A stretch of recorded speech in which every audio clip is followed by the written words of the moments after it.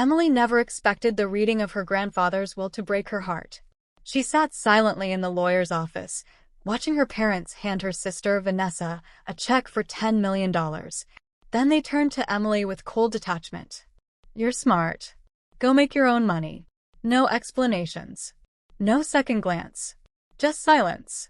But then the lawyer, an older man with trembling hands, pulled out a handwritten letter. It was from her grandfather, addressed only to Emily. As the lawyer read aloud, the room changed.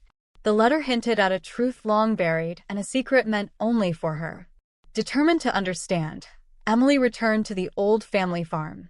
Dusty, overgrown, and filled with echoes, it felt like stepping back into a childhood she barely remembered. There, she uncovered a web of lies. Her grandmother had believed Emily abandoned the family years ago, but that wasn't true. Vanessa and her parents had deliberately severed all communication. Fake numbers. Hidden funeral details. Lies stacked on silence. Emily dug deeper. Then came the second blow, the full reading of the will. Emily had been left her grandfather's prized research laboratory and half his estate. Vanessa, who always assumed everything would be hers, stood speechless. Rage twisted her face, but she couldn't change what had already been decided. The lawyer handed Emily another letter, this one even more personal. In it, her grandfather wrote not just of his pride, but of how he had always seen her. The quiet one. The thinker. The child who watched and asked questions no one wanted to answer. He admitted he hadn't always spoken up, but he had seen her. And he believed in her. Emily cried. She finally spoke up. At a family gathering, she told the truth. About being forgotten.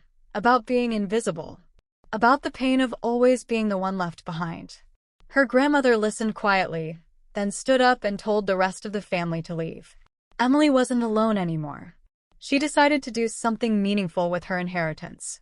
Inspired by her grandfather's legacy, she founded the Little Scientist Initiative, a program that brought science education to children in rural communities, especially those often overlooked like she once was. 3 years passed. One afternoon, Vanessa showed up. She wasn't angry. She wasn't proud. Just quiet. She asked if she could see the lab. She didn't apologize, not in words, but she stayed. She watched. She listened. And then, slowly, she started volunteering. She became known as Coach V, mentoring shy students in public speaking. It wasn't perfect. They didn't become the kind of sisters who hugged or called every day. But they stopped pretending. And they started building something real. Emily no longer spoke to her parents. She didn't need to. She had learned that love doesn't need to be earned or bought. The love her grandfather gave her, the belief he placed in her, was enough to last a lifetime. The lab expanded from a dusty storage room into an internationally recognized research center focused on sustainable agriculture. Emily and her team connected with global institutions, won awards, and inspired thousands. Sometimes, after long days, Emily would sit in her grandfather's old rocking chair. She'd close her eyes and remember the girl she used to be, always asking questions, always wondering why. Now she had the answers. And more importantly, she had the tools to help others find theirs. One line from her grandfather's final letter stayed with her forever. Legacy isn't a monument. It's a map. And with every step she took, Emily drew that map forward, toward love, truth, and purpose. Not for recognition. Not for revenge. But because she knew. She wasn't the ending.